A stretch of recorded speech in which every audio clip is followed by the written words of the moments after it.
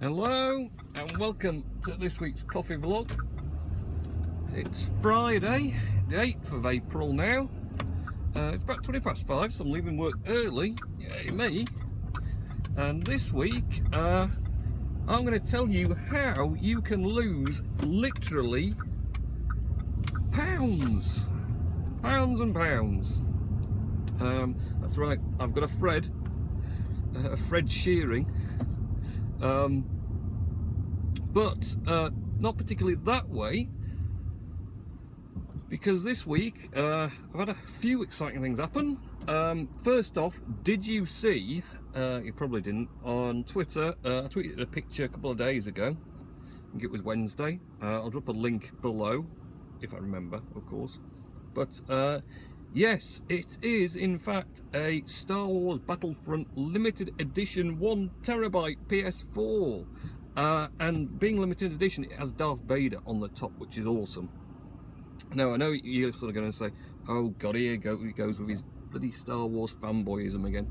But, you know, I do quite like Star Wars, and the opportunity to grab one of these wasn't new, of course, because I never buy anything new. But in fact, it worked out less than as if I bought a standard 500GB brand new one, and it's barely been used this as well, so got a really good deal on it. Why, you may ask, have I got another PS4 when you know, because I keep banging on about playing on the damn thing all the time. I already have a PS4, why have another one?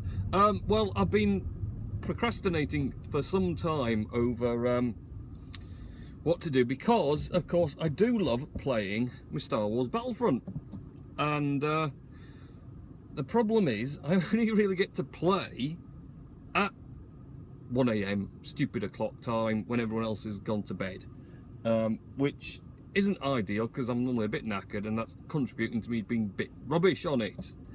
So I had this brilliant idea, because also the PS4 we've got is getting on a bit now, and it wasn't new when I had it either, so I'm not really sure how long it might last before it pegs out.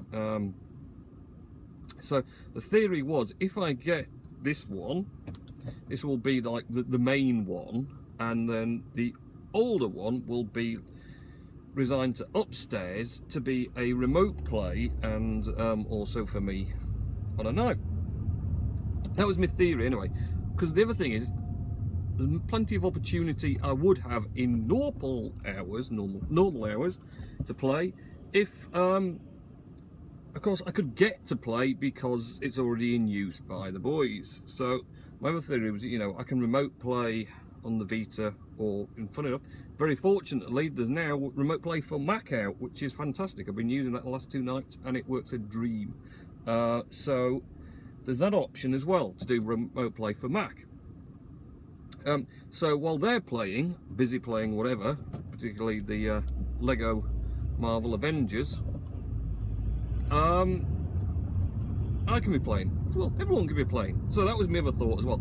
There was a bit of a downside to this, because I hadn't really done any research beforehand, and I just assumed that, you know, you can use your PlayStation Network account on 2 PlayStation 4s at once. Of course, why not?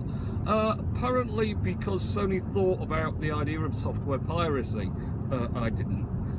Because of course, if you could use your PlayStation Network account with all your downloaded games that link to it on any PS4, people would just randomly be giving out their, you know, PS4 accounts to everyone else. So everyone would be one PlayStation Network account, because they'd just share the buying of games around, as it were. You know, there'd be no point buying a game. You would just say, here, you don't need a game, I've got 50 on here and I've shared it with someone else, so give me a tenner for my login and then we can all use it. So yeah, Sony thought about that, so you can't use it on. Go on then, if you must. I mean, it's one little bit, Citroen. We're not getting very far, are we? She was behind me all the way up the hill and decided at the last minute she's going to put a dash in. Big hard dash. That's probably why she's got so many dents on the back, woman. Being a loon. Or not being able to reverse very well, presumably. No, I'm not getting started on women and distances and things now. Anyway, so yes, that was a bit of a problem I hadn't envisaged. That can't play as the same PlayStation Network account at the same time on 2 PS4s.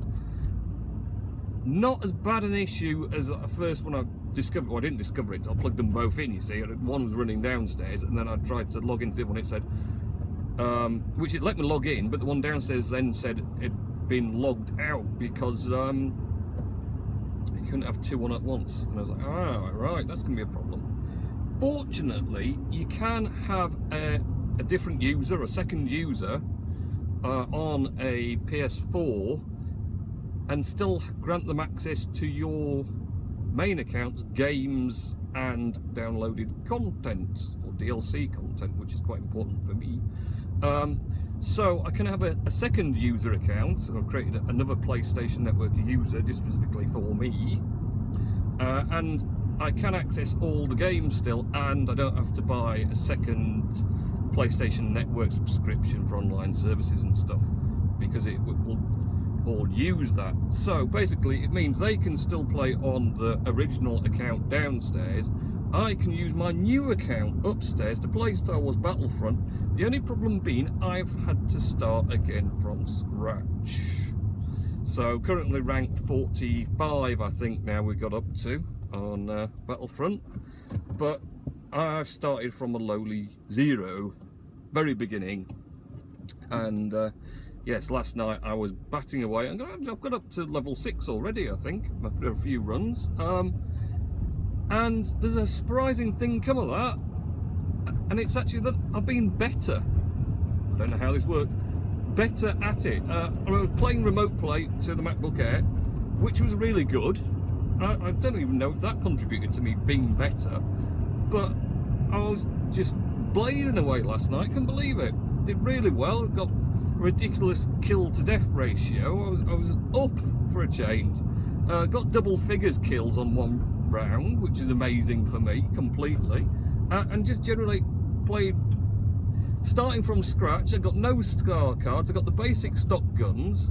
We're still in rounds with, you know, level 50 plus people, because there's dark troopers, shadow troopers playing in the game. So, you know, you're still in, and like you say, I don't know if when it throws people at, you know, you're at the very beginning again, in with very experienced gamers, it maybe somehow works out that it needs to give me, you know, the people with the lower rankings, some sort of better armory, you know, so it's harder for the others to kill you. They can't just pick you off dead easy, as it were, or whatever else.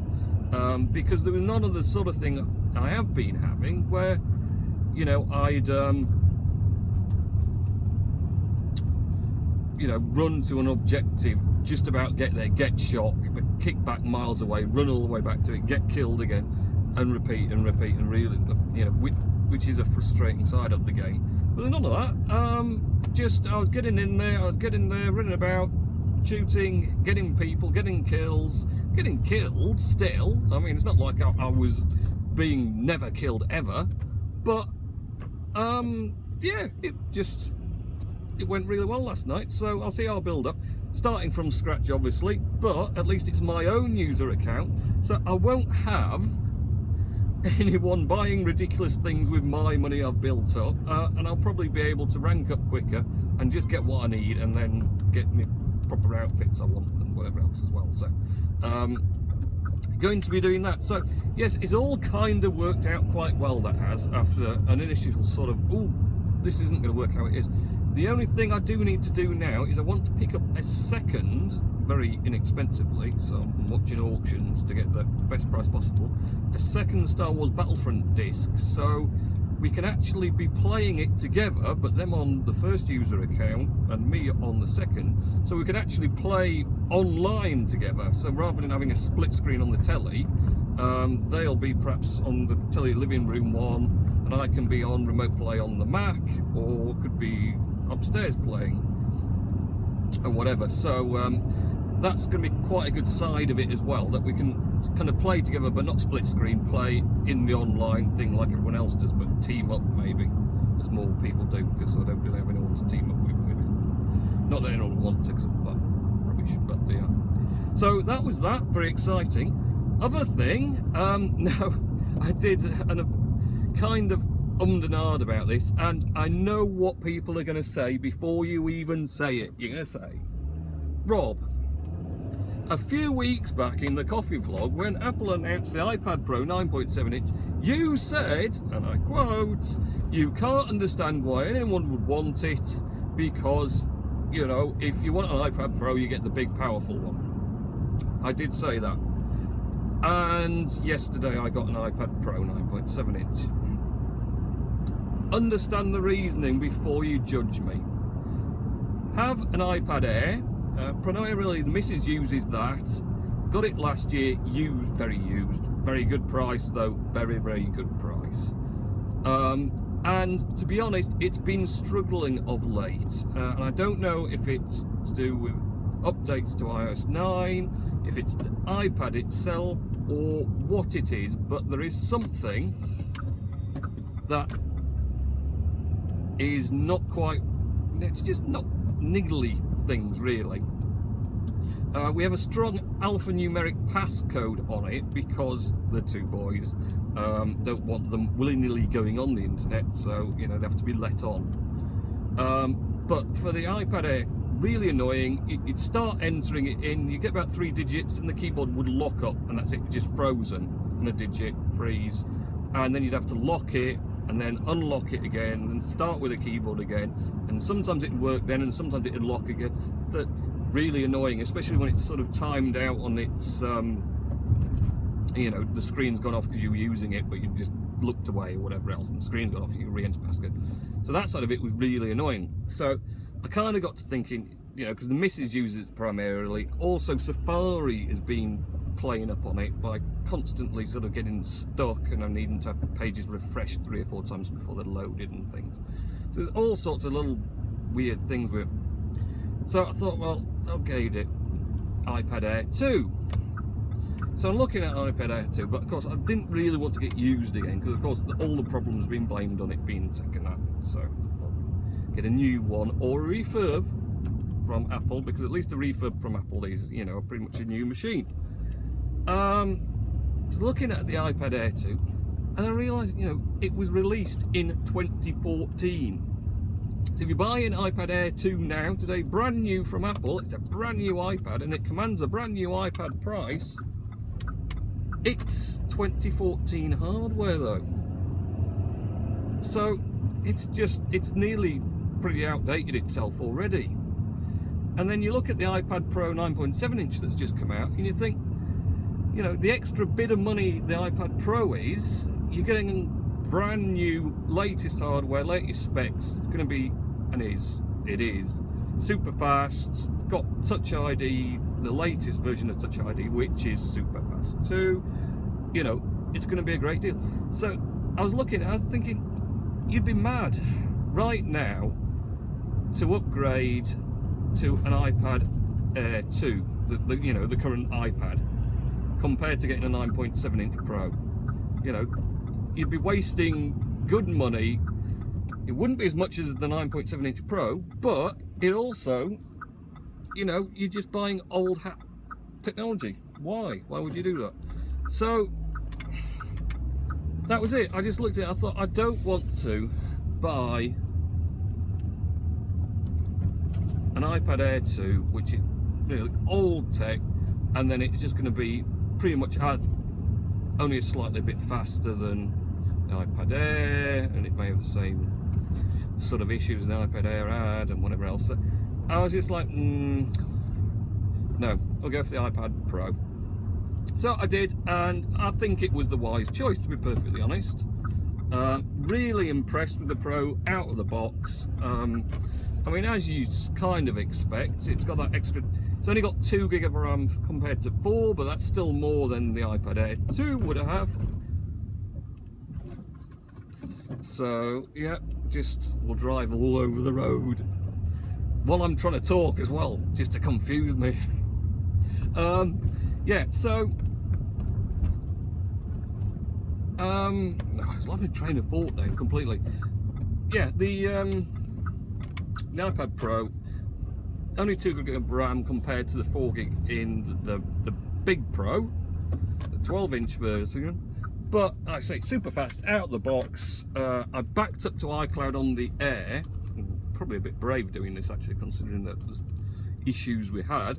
And then I thought, oh, who's left the chuffing bin right in the middle of the road? You bin. It's not even my bin, it's someone else's bin. How very annoying. Would you like to hold on a moment while I move a bin?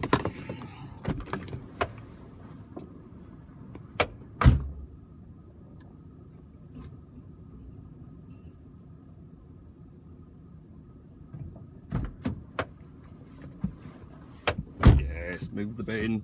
So yes, iPad Pro is fast. Yeah, backed up to iCloud with the Air, then restored that iCloud backup again, so both over Wi-Fi, and you know, it's pretty damn quick doing it. Restored all apps, settings, everything back to the iPad Air, and it installed all the apps pretty quick as well, and there's a fair chunk of the things on there. So yeah, it's good. It's a good iPad. I mean, it should be a good iPad. It's a lot of money, the Pro is, but it does the job. It's really good. The Touch ID is super quick. So I think generally very happy with that as an upgrade. And what's going to happen is the iPad 2, I am going to sell on now, because that is getting a bit long in the tooth. And the iPad Air will be the sort of my second screen iPad, and also be used for entertainment purposes and things. So yeah, iPad Pro and another PS4. What a week! Fantastic. And I did some work. Shocking. So yeah, that's it. I'm in the sun now, and I'm feeling a bit like like in the spotlight. So I'm going to get off. Have a good weekend and week next week. I'm going to try and grow some hair back, and I'll catch you in next week's coffee vlog. See ya.